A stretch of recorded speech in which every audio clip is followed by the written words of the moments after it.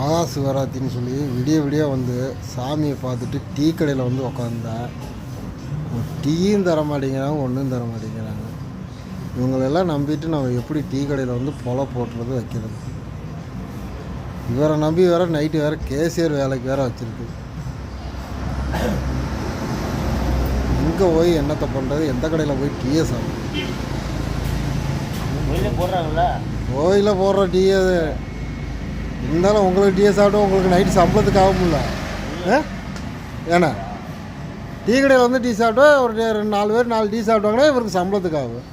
கோயில் டீயை போய் சாப்பிட்டோம்னா உங்களுக்கு சம்பளம் எப்படி வரும்? என்ன போய் பரவாயில்ல, கஷ்டப்பட்டு அதில் நான் சம்பளம் வாங்கிட்டு போகணுன்னா அது எனக்கு அடாடாடா ரொம்ப இது பண்ணாதீங்க. என்ன பில்டாப்லாம் பண்ணாதீங்க. இப்படி ஆளுகளாம் வச்சுட்டு என்ன தான் பண்ணுறது?